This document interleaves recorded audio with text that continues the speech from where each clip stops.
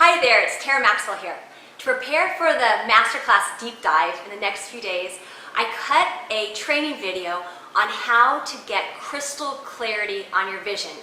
And even if you think that you know what your vision is, I encourage you to watch the end of this video because it may be those simple tweaks that'll make the difference between kind of living your vision and absolutely manifesting those results in your life.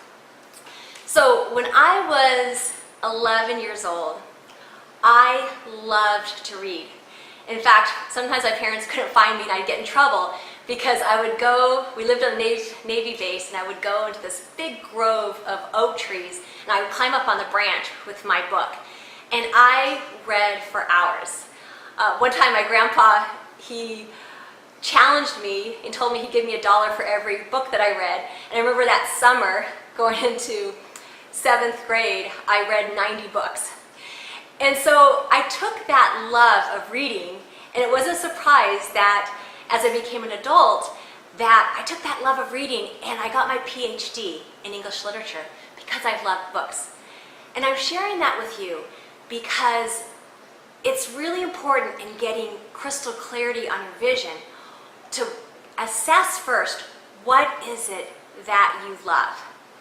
So I'm going to do something, an activity with you that may seem counterintuitive. I want you to get out a piece of paper and pen and take a current assessment of all the things that you don't like in your life. So I'm talking about around your relationships, your love life, your family, your health, how you're showing up in your body, your money, your career, your business. And just brainstorm, what are all those things that you do not like right now? And you can pause this video and I'll catch you on the end. Great. What you have just written down are the current results in your life. And what I propose to you is that it's showing you what you love. It's this assessment that you've just written down, these 10, 15 things, are your current commitments. It's what you're committed to because those are the results that you're currently getting in your life. If you want to know what you're committed to, look at what's showing up in your life. Because what I know is that you are the creator of your own life. You are the creator of your current reality. And so in this exercise, what we want to do as you look at the things that you don't like, but on a subconscious level you love, if you didn't love or feel comfortable with it, it wouldn't be showing up in your life. You just wouldn't be resonating with it. And so as you get this assessment of what you are currently creating, we want to flip it. And so I gave you some examples right behind me here that we'll go over. You look at each item of what you don't like, and then you flip it into an affirmation of what you want to create in your life. And this will help you really get clarity on your vision.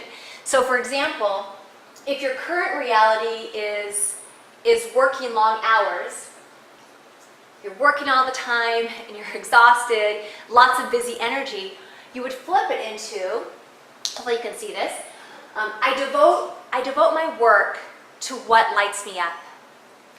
I devote my work to what lights me up. I play every day. I have a life, I enjoy a life of fun and adventure. I have plenty of flow in my life. I'm just kind of ad-libbing, writing down affirmations of what you want to create.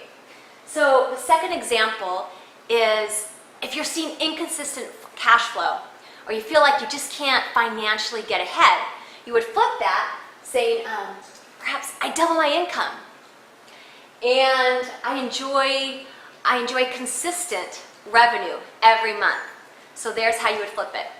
If on the third example, if you're always seeing this struggle to get clients, you're not seeing enough clients, flip that again to I experience an overflow of clients that I adore and love to work with, that light me up every day. And fifth, if you're exhausted and you're overwhelmed, maybe you would want to create an affirmation about I enjoy vitality and energy. I am amazingly fit and I love my body and how I'm showing up in this life. If it's around relationships, maybe you're feeling disconnected from your partner, or you don't have a love in your life, then you write down an affirmation that I enjoy a deeply satisfying, emotionally, physically, spiritually satisfying relationship. And I'm so grateful for it every day. So there's just some examples of how you might flip it. You can pause this right now and go ahead and flip it.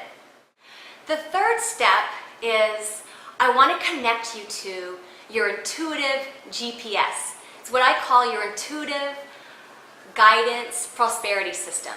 Because what I know is you are divinely wired to create prosperity in your life. It's in your spiritual DNA. So if it's not showing up right now, there's something askew that we need to work with.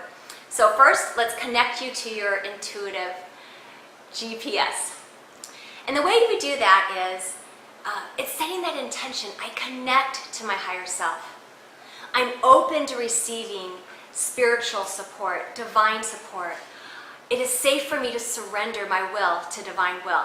So we're getting a little into that spiritual lingo because the work we're doing really in leveraging the laws of affluence and creating an affluent life on the highest level, it requires this spiritual work first. You have to be spiritually aligned with what you desire.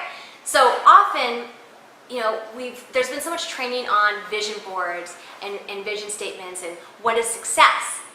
The challenge is you can put on your vision board or have this idea, I want $1 million or 6 figures, or I want this Lamborghini or this really hot partner. But if it's not aligned with your inner purpose, who you are, and the work you are called to do in this world, there is an incongruity and you're not going to get the same results. So that's why the third step, to connect to your intuitive GPS.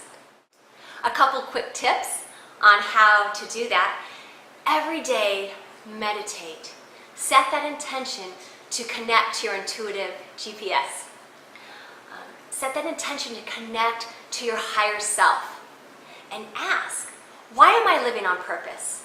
Why am I doing the work that I'm called to do? Why is it safe for me to surrender? Why am I living fully on purpose? Why do I love my life?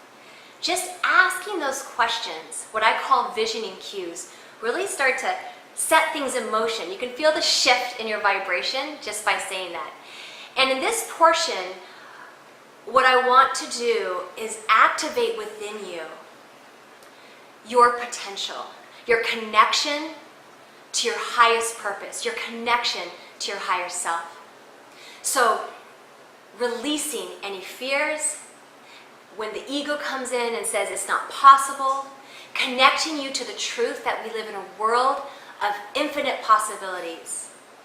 And so you just created your first step in creating your vision of some things that you want to create in your life. And so in this third step, connecting to your higher self, your intuitive GPS, and getting aligned and asking, as you look at that list of 10, 15 things that you want to create, feel into what are those elements that are aligned with who you are, that are aligned with the work you're called to do, that really resonate with that inner truth within you. So read that list and feel into it. Maybe there's 3 things, 5 things, and circle them. And then click pause, and I'll see you when you get back. Now the fourth step is to look at this list, and we're going to do a little refinement here. As you look at this list, what lights you up? Because we want to hone in on your vision. What is your focus over the next 6 months, over the next year? Because there's many, many things that we want to create, but for you to get results, we need to focus your energy. It's like taking the sun and harnessing it with a magnifying glass. As you focus and you stay still, that sunlight will spark, ignite a leaf and catch fire. So it's the same thing when learning how to use your energy properly. So as you look at that list, what lights you up? We've already invoked your intuitive GPS, connected to your higher self. What lights you up? Feel that quiver, that excitement in your heart. What gives you a little fear? What feels really stretchy? In fact, if you look at that list, maybe there's a number.